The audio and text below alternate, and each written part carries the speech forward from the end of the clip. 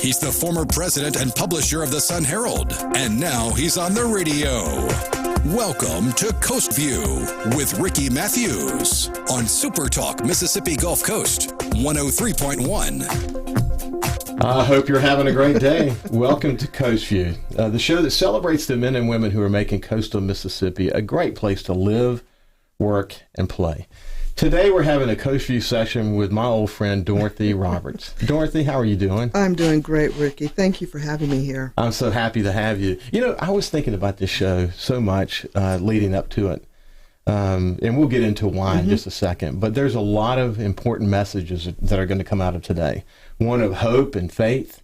As people worry about the coronavirus, I think it's sometimes important to stop for a second and say, this too shall pass. Do you think a lot about it yourself? Absolutely. Robin made a post this morning and talked just about that in terms of, there was a remark about determination. The people should go and look at the post. But she talked about the 3 Ds that Mom and Dad taught us: determination, discipline, and the Lord.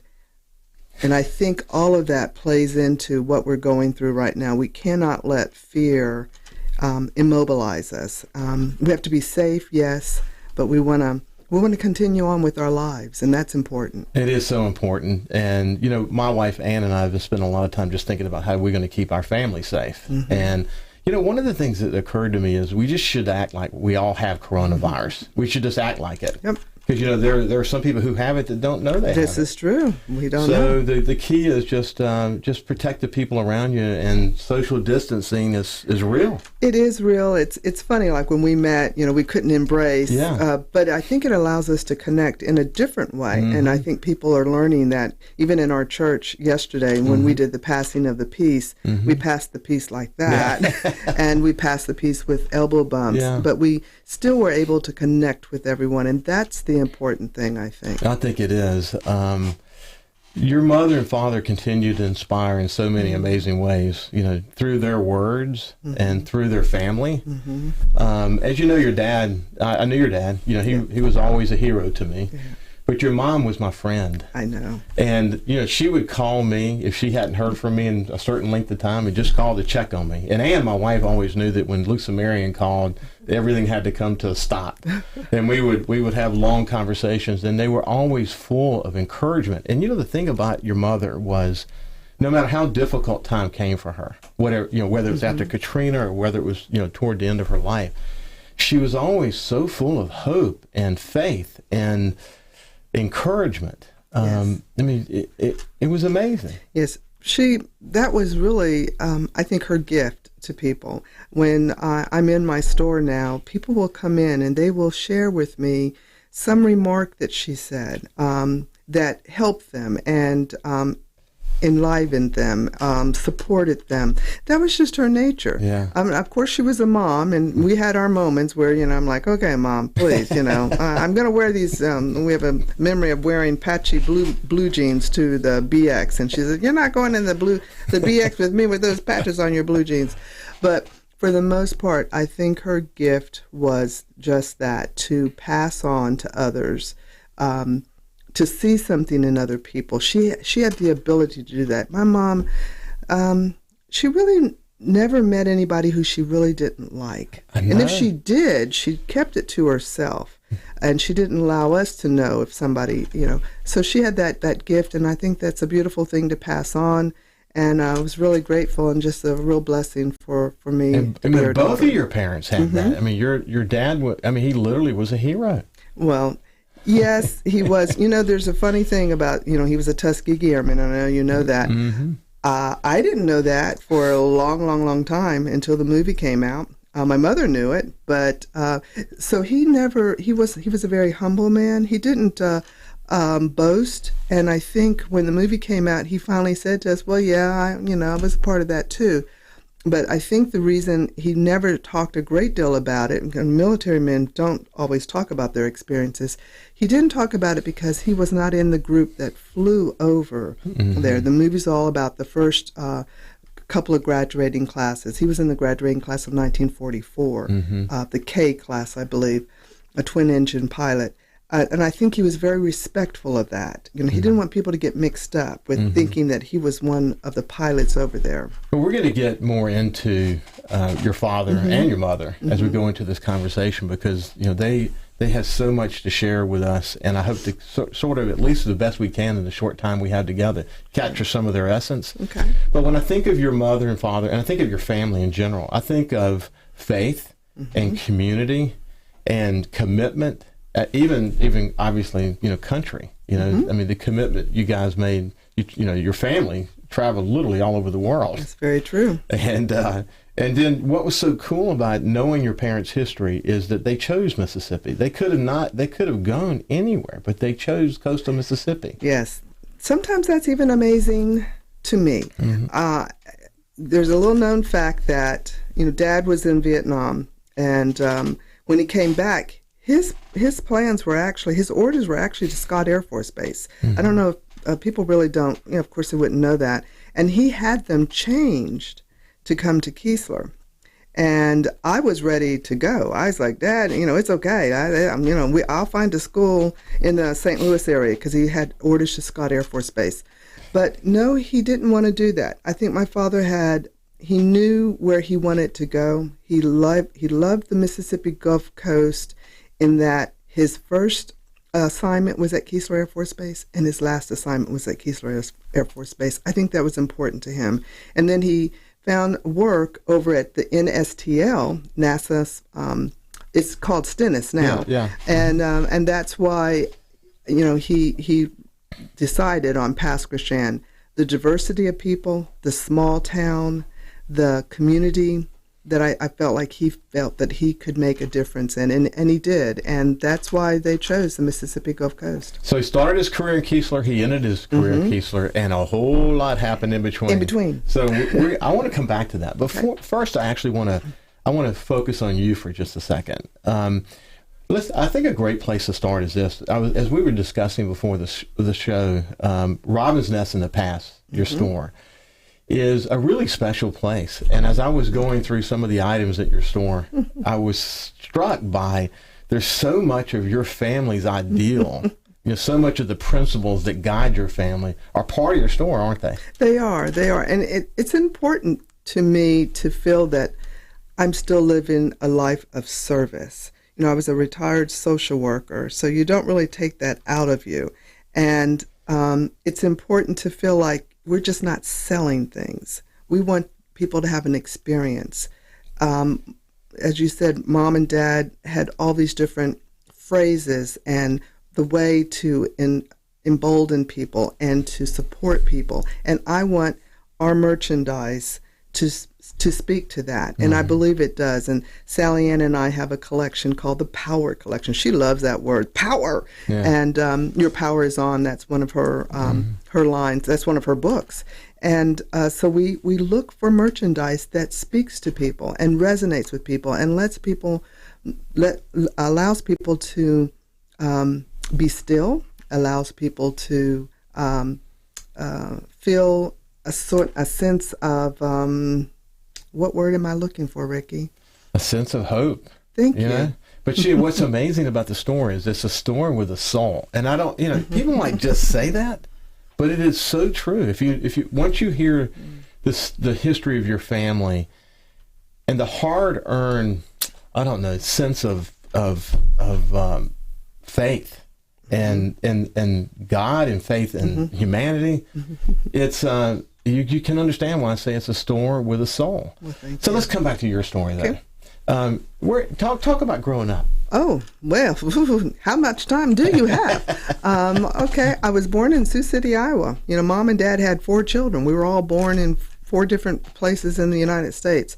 I was the kid who didn't really know for sure what she wanted to do. I thought I might want to be a nurse.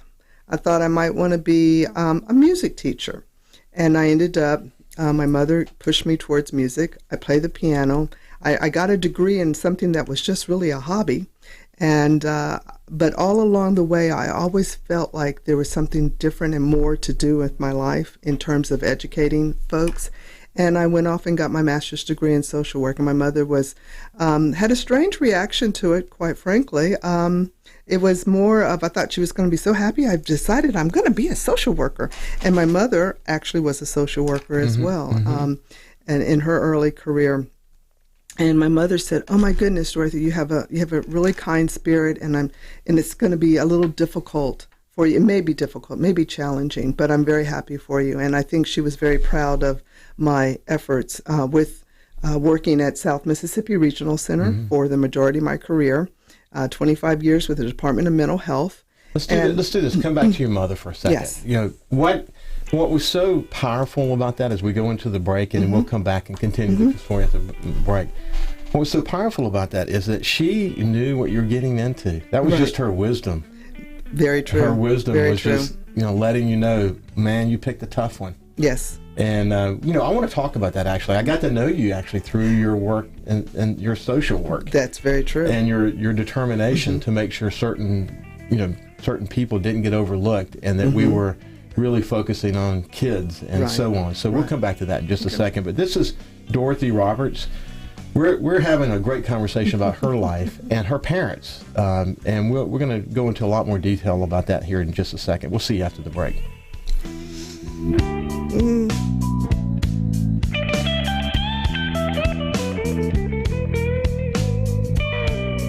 Subscribe for free to the Coast View podcast on iTunes, Google Podcasts, Spotify, or wherever you get your podcasts. Summer days, winter nights, my heating and air ain't working right. Before my troubles get any worse, I'll pick up the phone and sing this verse. Barnes, oh Barnes, won't you help me? Barnes Heating and Air. Hello, Barnes Heating and Air. Barnes Heating and Air, 832-9457. 832-9457. Here's the Sports Medicine Minute by Bienville Orthopedics. Hello, my name is Ekaterina Karpetskaya. I'm an orthopedic surgeon with Bienville Orthopedics, the one to trust. If you are having persistent aches and pains in the same body part, like your knee or your shin, that only happens when you run and persists after running and does not go away after a few days of rest, it's time to see a specialist, such an orthopedic surgeon. How old is too old to start an active lifestyle? There's no such number. There are some Ironmen in their 80s. If there are some persistent injuries that are keeping you from running, there are other alternatives that you could try, such as swimming or riding your bicycle. While exercising or being active in the South Mississippi heat, it's very important to hydrate. Bienville Orthopedics, Mississippi's largest orthopedic practice since 1981. The Eagle Hour, covering Southern Miss and Conference USA sports. It's the latest news from Southern Miss athletics and conversations with Southern Miss coaches, players, and Golden Eagles legends like Deke Adams, former USM linebacker and now D-line coach at the University of Memphis. In a world where you could just wave a magic wand, Deke, what has to happen for Southern Miss to take the next step? You really have to commit financially in a way of wanting to move the program forward. If you're going to be competitive within your conference, because you look at the schools that have moved on, the head coaches are making almost triple what the head coach there is making, and it's just different. I bleed black and gold. It's one thing to say, hey, this is Southern Miss and have the pride, but you also have to be competitive. The Eagle Hour, available on demand at supertalk.fm. Presented by the Citizens Bank with 2 convenient Gulf Coast locations on Pops Ferry Road and Lemoyne Boulevard.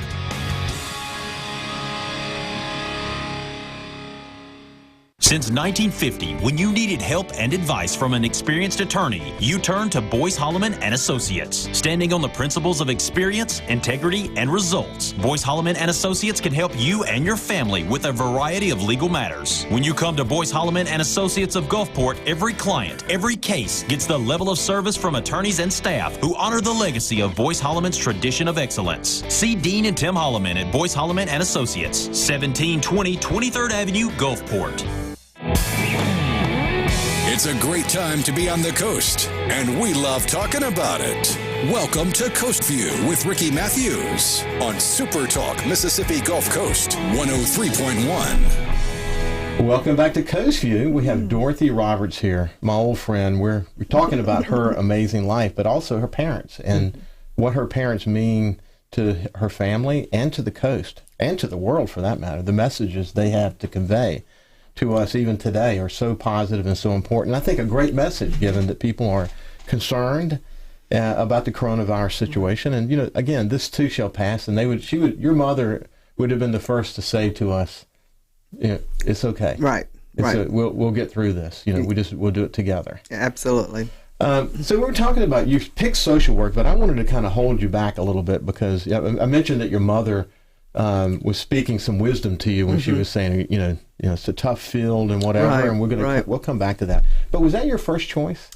Well, actually, it was not my very first choice, but it was something that I did feel called to. Yeah. But I have a memory of my father who tried to guide me into a different area, into marketing and advertising, because as a kid, we were really creative as children. We would watch a lot of TV, and we would play the commercial game. And whoever could figure out what the commercial was within the first couple of seconds, you know, they would get we'd say, you won. And so he knew that I liked all of that, and he asked me to consider this area called marketing, but I didn't understand it, and his explanation of it, because it was brand new, it didn't gel with me. But it is funny now that in this life that I am in now, I do all kinds of advertising and marketing for my store. But social work was something that I did feel called to, because as I said, I thought about being a nurse, and then I was an educator for a short while. And so Southern Miss is where I ended up going and getting my MSW. And I did feel a sense of working with people who did not have a voice. And I worked with people with developmental disabilities. Which is something your mother preached. Yes. Everything she did was about lending voice to people who didn't have a voice. Absolutely. And I think working with the families of the individuals at SMRC, that was really my forte, and that was what drove me and gave me the greatest sense of accomplishment. But with all things, when you do something for a number of years, and then I went through some personal things with a divorce after 25 years of marriage, I realized that I needed to get out of my comfort zone and move forward in a different arena, if you will. And I went and worked with children, with adolescents with psychiatric disorders at Specialized Treatment Facility, a wonderful facility that's also operated by the Department of Mental Health. And then I was able to come back to South Mississippi Regional Center as the assistant director and then the director. But underlying all of that, I always liked making things. I was this kid who, you know, I'm kind of creative. I play the piano, I sing. My mother sang, so I said, well, I must be able to sing if my mother could sing. It was as simple as that to me.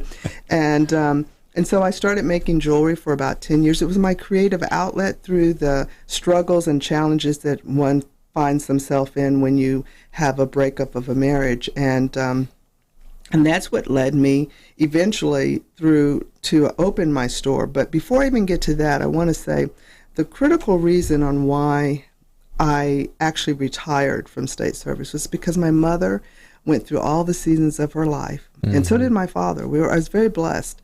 But during the winter of her life, and you know, Robin got so critically ill as well, and you reflect, or at least I chose to reflect on, well, where am I going to go? If I get a chance to live through the winter of my life, what will I be doing? And I chose to go ahead and retire and open up Robin's Nest in the Past, which is a gallery gift shop. And as we've already spoken about, the types of merchandise that's available there.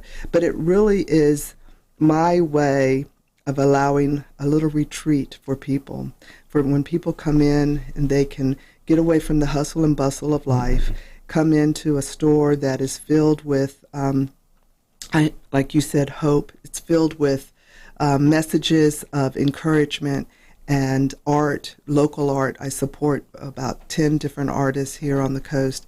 And it's really still, it's a perfect merging of that creative side, the administrative side of my life. And I feel very, very blessed to be able to do that. So your father was at Morehouse College when World War II broke out. Howard University. I said Morehouse earlier. I know Howard, and I think it's because he graduated from Morningside. So I think you're merging those two. Howard University is where Mom and Dad met. Where they met, and he had this call. He not only went to 3 wars, so he was involved in 3 wars: Korean War, Vietnam War, World War II. He, at the time that he became a colonel, full bird colonel, I think at the time there were only 35 African American colonels. That's what we understood as well in the 70s. He retired in 1975, and he was one of about 25 to 30 black colonels in the United States Air Force. He chose the United States Air Force, which I will say was the first armed forces that integrated. And I think that had a big part of why he also chose that branch. And he wanted to fly, and he went through the Tuskegee Airmen program. So if you want to fly, go into the Air Force. And he had an illustrious career there. But I'm sure it was filled with challenges that he didn't bring home to us, but he taught us through his walk of life. You don't have to get loud and ugly with people if you're unhappy with things. You can work through that in other ways, and I think that those are some of the lessons that he taught us. In fact, there's a little family story about he didn't allow us to bicker. And people sometimes realize, they say, well, how can you all be so close? 4 siblings, and now it's just us. And the 4 sibs, as I have a little group called the 4 sibs, and basically he didn't allow us to bicker. If we got really, really upset with each other, we either learned to work it out, but he wouldn't tolerate it, and he would clear his throat, and we knew it's time for us to stop. And that was his way of keeping peace in his own environment, because I'm sure out at Keesler and at his other bases, he had a lot of challenges that he had to deal with throughout the day. So when he came home, he didn't want to hear his kids, fussing with each other. So he just wouldn't tolerate it. What stuck out to me about your father and sort of preparing for today was, obviously there are many things, but one is that he believed in excellence. He believed that he needed to live his life as the best he could be. He did not see himself, even though we pointed out that he was a trailblazer as an African-American officer in the Air Force. He did not see himself as an African-American soldier. He saw himself as a soldier. And he lived that way in everything that he did. In fact, it was sad to me to think back now that he would go fight wars and come back to segregation and all the things he had to deal with.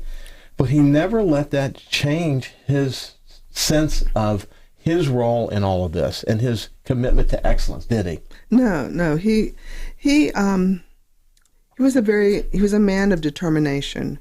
He's a Sagittarian, and so is Robin. And I think that determination, that determined spirit, he really, that was really how he was. He was serious. He could be playful, but he was a serious man. And I think he had his family, and to protect his family was just paramount in his eyes. And I think he carried that over from his love of his country. And so his country and his family and God. People don't realize this, but my father was, in a sense, I don't want to say more religious, but the reason we went to church, my dad told us, you will get up and you will go to church. It was my father who made sure. He led a very traditional, we had a very traditional family structure of he was the head of the household, and he took that responsibility seriously, and he made sure that he felt very much that it's important for us to have a Christian upbringing. Does not mean that we cannot be accepting of other religions, but we were going to live a life and learn about Jesus and learn about God. And he made sure that we went to church. I have memories when I'd go, Daddy, I don't feel so good. I think I'm going to stay home today from church. And he'd go, that's fine. He says, well, you'll just stay in your room all day. If you can't go to church, then there's no reason for you to go out of the house and play, is there? What's so interesting about your mother and father was that your mother sort of followed your father around the world for all those years. And then when he retired, she had her opportunity to shine. Right. And my father was supportive of that as well. that shows me he was a man of integrity. He was self-assured. You know, some men can't follow. Some men just can't. And they would not do that. Now, when he was in the service, he had expectations of my mother and of our family, and we met those for him. And but then, as it turned out, when it was time for her to shine, he was right there. I want to come back after the break and share some of the posthumous honors your father got, which are incredible. Okay. And then we'll shift gears and talk about your amazing mother. After the break, we'll continue our conversation with my good friend Dorothy Roberts. See you after the break.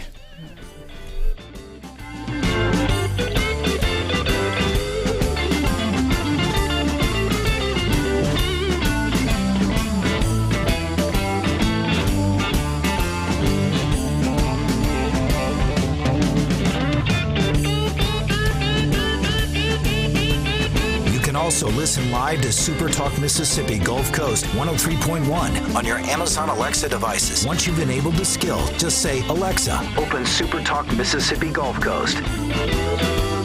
From the Singing River Electric and Coast Electric Newsroom, your news now. Governor Tate Reeves has declared a state of emergency in Mississippi due to COVID-19. The declaration enables the Mississippi State Department of Health and Mississippi Emergency Management Agency to ramp up coordination among all state and local agencies and enable them to fast-track coordination. In response to that declaration, the following school districts are closed this week: Gulfport School District, Long Beach School District, Pass Christian, Harrison County, Biloxi School District, the Bay Waveland School District, Pascagoula-Gaucher School District, Ocean Springs, Moss Point, Hancock County School District, as well as Greene County, Pearl River County, George County School Districts, Poplarville School District, Picayune School District, as well as Cedar Lake Christian Academy and Preschool, the Catholic Diocese of Biloxi Schools, and Coast Episcopal School in Long Beach, all closed this week. Stone County School District is already on spring break for this week. With the emergency declaration, these missed days will not be required to be made up. I'm Kyle Curley. Favorite thing about my street? It's quiet. Safe.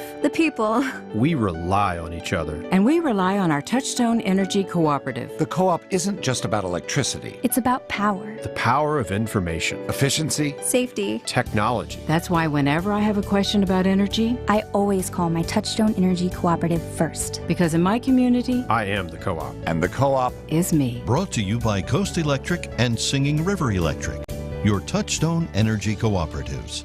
Want to escape the boring? Do you like puzzles and crucial thinking? Visit 103.1 FM SuperTalk's Facebook page to buy your 4-pack of tickets to Escape This Biloxi for just $40. Escape This Biloxi is a locally owned attraction that is fun for all ages, where you can choose your exciting escape adventure. There's the Clue Room, your favorite board game come to life. Or try to make your way through Pirates Plunder, where pirates have left a treasure of gold bars at the infamous Port Royal. You must hurry, though, before the descendants of those pirates show up to stop you. Arrgh. Your objective is to solve all the puzzles, clues, and codes within the room to make your escape before time runs out. You'll have 1 hour. Escape This is by reservation only, so go to escapethisbiloxi.com to view available themes and times. Think you got what it takes to escape a room in 60 minutes or less? Choose your group of 4 and go to 103.1 FM SuperTalk's Facebook page to buy your 4-pack of tickets to Escape This for just $40.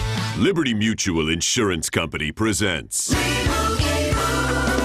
And Doug. Limu, when we're not telling people that Liberty Mutual customizes your car insurance so you only pay for what you need, I've actually been moonlighting as a DJ.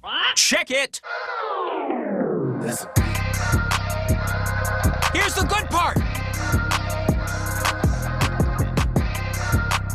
Liberty, liberty, liberty, liberty. Only pay for what you need at libertymutual.com. You're in charge of hiring, and Indeed has solutions, like online skills tests, which let a candidate show that they're the right hire. Indeed will also give you this sticky frog, which will suddenly leap and stick to the face of the perfect hire. Okay, there's no sticky frog.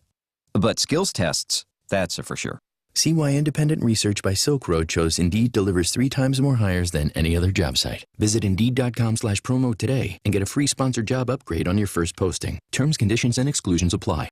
At Baldwin Subaru, we have a lot to love. We love that we've been family-owned and operated in Covington for 70 years. We love offering free shuttle service and encore deliveries with all new Subaru purchases. But more than anything, we love helping you purchase the car of your dreams. Become part of the Baldwin family, and you'll have a lot to love too. Stop by Baldwin Subaru in Covington during the Subaru A Lot to Love event from March 3rd to March 31st. From the Gallo Radio Show archives. In the house, Mike Hurst. When I started at the end of 2017, sadly, our office had gotten so low during the last administration. I think in FY16, we prosecuted 11 illegal immigration cases, 11, which is embarrassing. First year I was there, we had jumped almost 700% to 77 prosecutions. And Paul, that number I think is going to increase very much more this year. We are continuing to see illegal immigration impact crime around the state. I'll give you a perfect example. About a month ago, we prosecuted an illegal alien who had brought 9 kilos of heroin and 1 kilo of fentanyl through our state. Now, to give your listeners an idea of what 2.2 pounds of fentanyl will do, that will wipe out 1 million people, Paul. That'll wipe out a third of our state. This has been another Gallo Radio Show audio archive.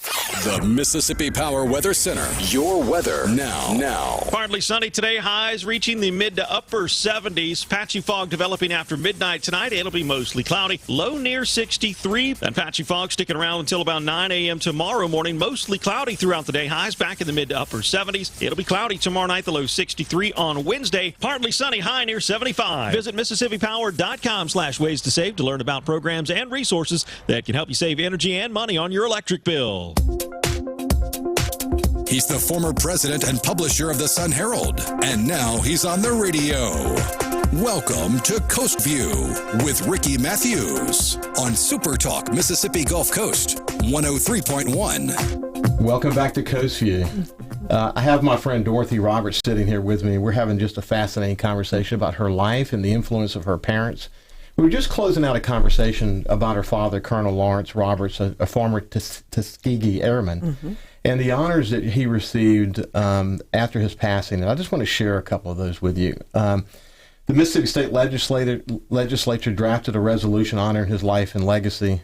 He received the highest civilian award bestowed by the federal legislature, the Congressional Gold Medal.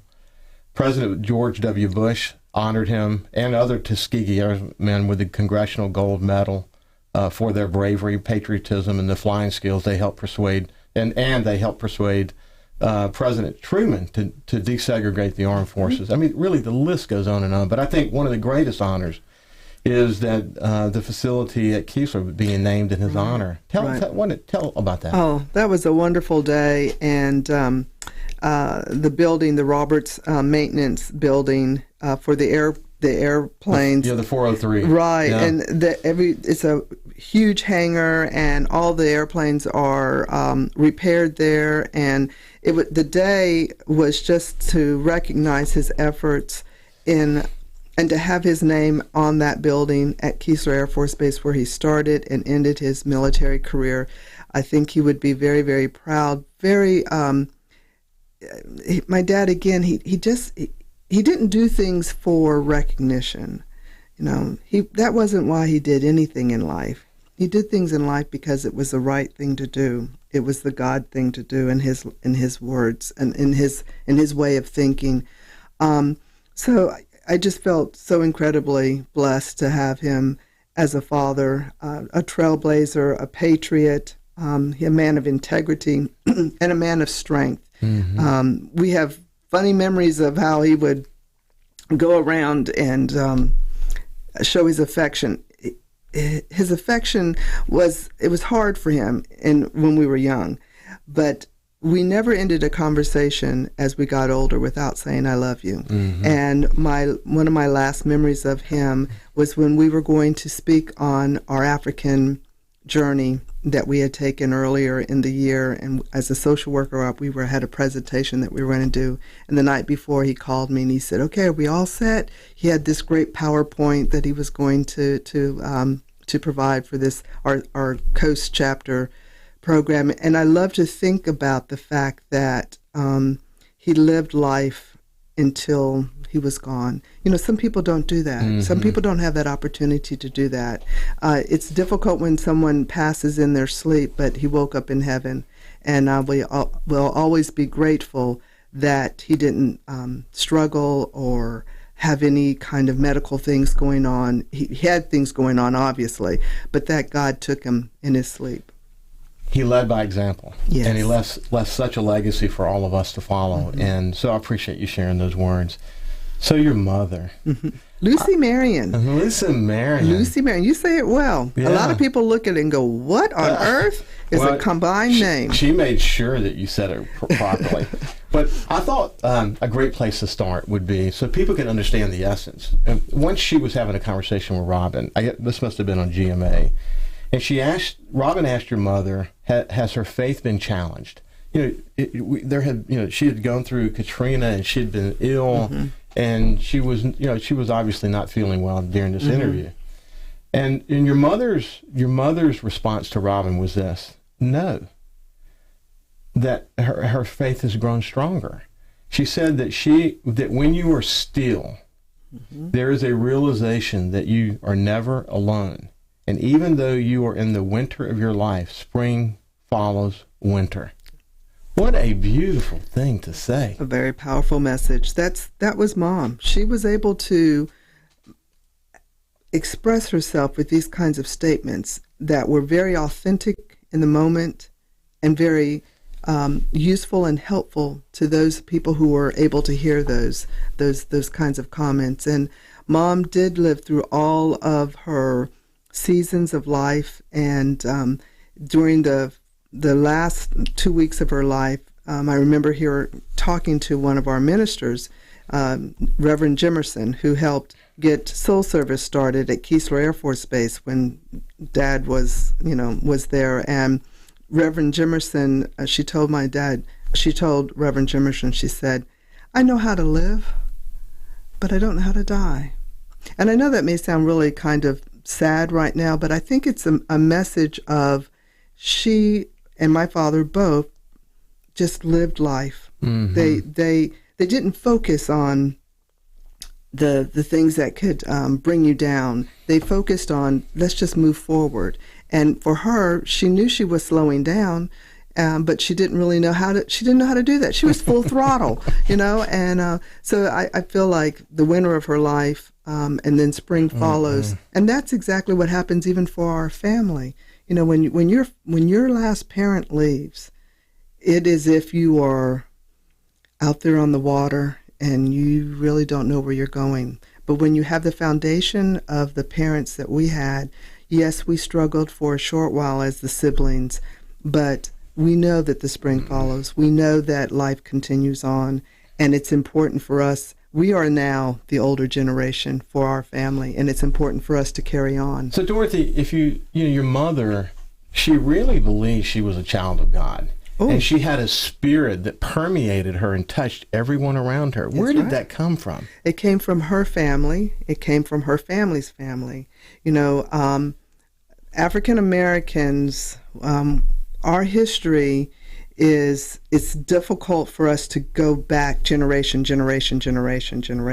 So you have my father, my great-grandfather was the founder of the Church of God, Arlington Street Church of God in Akron, Ohio.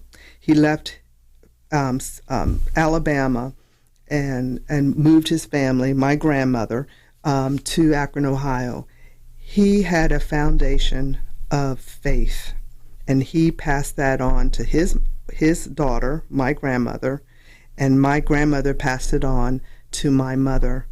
And then when you merge my father, who also had a very strong faith from his family, that's where my mother said, I'm a child of God all the time. In fact, that is on her gravestone. Mm-hmm. I'm a child of God. And we are all a child of God. You know what amazes me, though? You could, that faith and that spirit that I just talked about, for anyone who knew her, know that what I'm saying mm-hmm. about that is for real.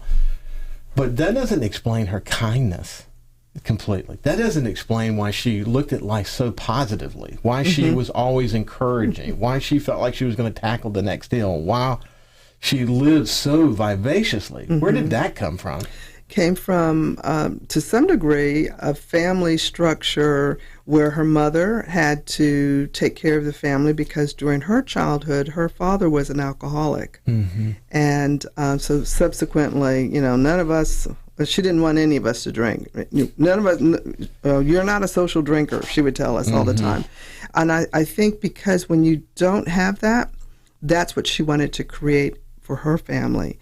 I think that could be a reason why why she felt so much. I mean, I think that's where that comes from to some degree. So she was the first African American woman to lead the Mississippi Board of Education. Yes. Tell me about that. My mother was a woman of vision, and people saw that in her. She was articulate. She was compassionate. She was smart. She was all of those things wrapped up into one. And during that time frame, Governor Winter was looking for people to form this Board of Education. My mother's first job was with Child Protective Services. Children were important to her. Education was critical for her because of her parents. Both sets of my grandparents came from very, very meager. Both parents came from very meager backgrounds. And so that generation of people who went to Howard University, I mean, this is nothing unusual. I mean, I'm not going to diminish it at all.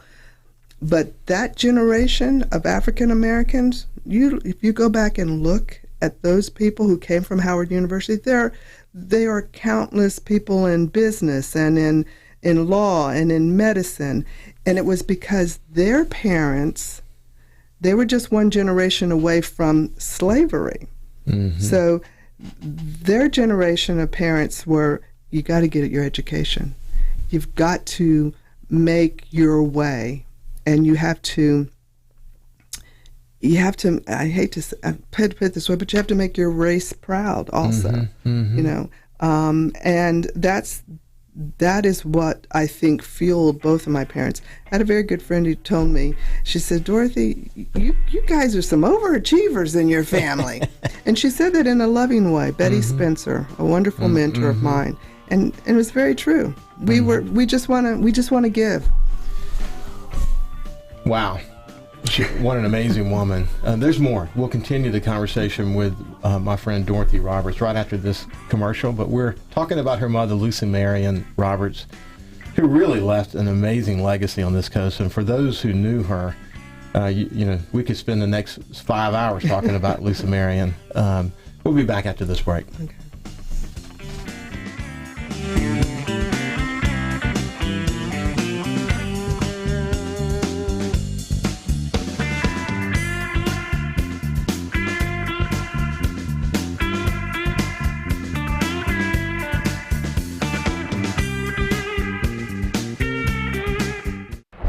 When the power goes out, you feel helpless. Stumbling in the dark, especially during a hurricane, is dreadful. Bay Motor Winding wants you to have your comfort and independence. A Briggs & Stratton standby generator system from Bay Motor Winding will automatically power your entire home, keeping the lights, appliances, and cooling running smoothly. Select Briggs & Stratton generators come with a 10-year parts and labor warranty. Visit baymotorwinding.com before the power goes out. Are your drains draining slow? MasterFlowPlumbing.net. Are your faucets leaking or toilets clogged? MasterFlowPlumbing.net. Masterflow Plumbing, from water to sewer lines, toilets to water heaters, or faucets to clogged drains. If it has a pipe and quits flowing, MasterFlow will keep it going. See a leak in your kitchen, bath, or yard? Call Masterflow Plumbing or visit MasterFlowPlumbing.net. Residential or commercial, we know leaks inside and out. Proudly serving the Mississippi Gulf Coast. Visit us at MasterFlowPlumbing.net. On November 24th, 2014, WOSM was granted a license by the Federal Communication Commission to serve the public interest as a public trustee until June 1st, 2020. Our license will expire on June 1st, 2020. We have filed an application for license renewal with the FCC. A copy of this application is available for inspection at www.fcc.gov.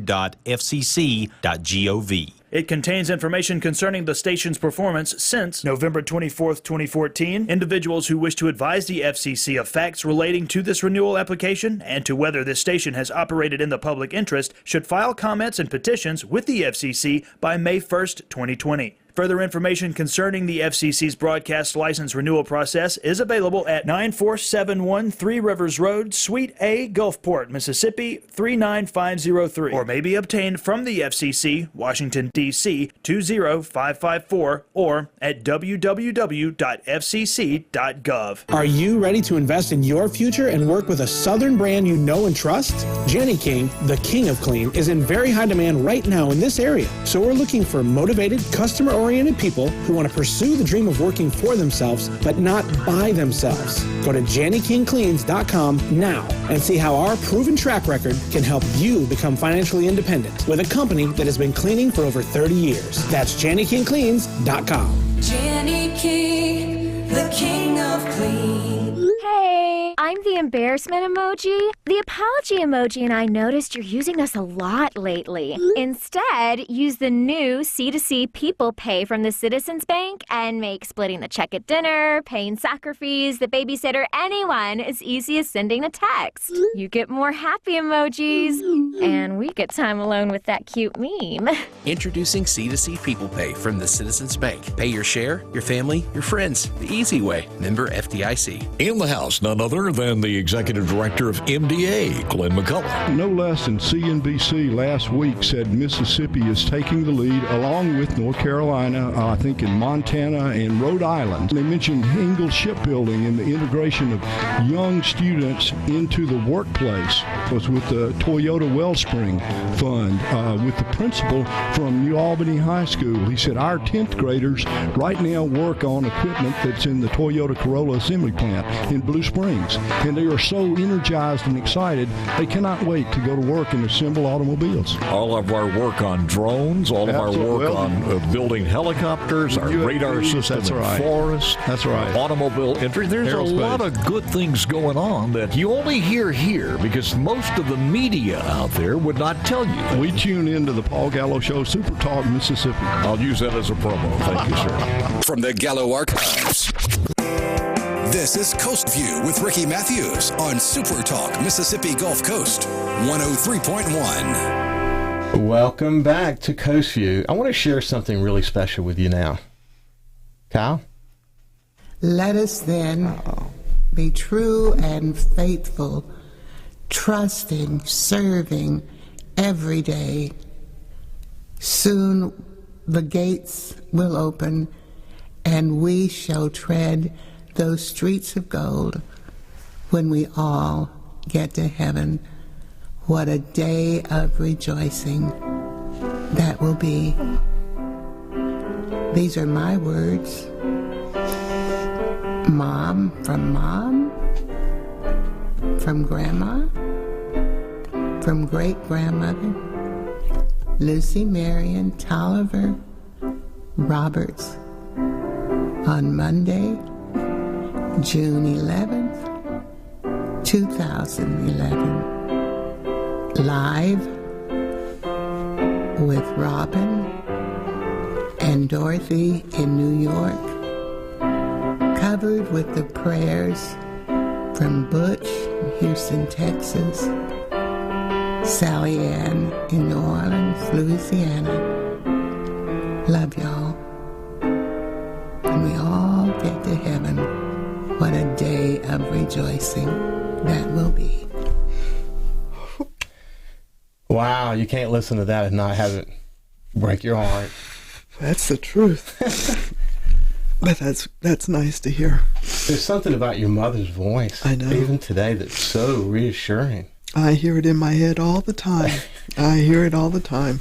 Man, I wish we could put her on the table and let everybody meet her. Yeah, that would be great. But that was from her audiobook, and she sings hymns and she's just does all kinds of stuff to inspire us. But she had, there was an expectation because of her life that you guys all go to college. You all be better in every possible way than they were. Absolutely. There was never a question, would we go to school. It was where we were going to go to school. Mom and Dad made sure of that, and we were very, very blessed that they were able to afford to put us through school. But that also spoke of their determination that their children's lives would be better than their lives. And there's a lot of research about that now, and the couple of generations, people's lives were better, if you will, economically. Mm-hmm.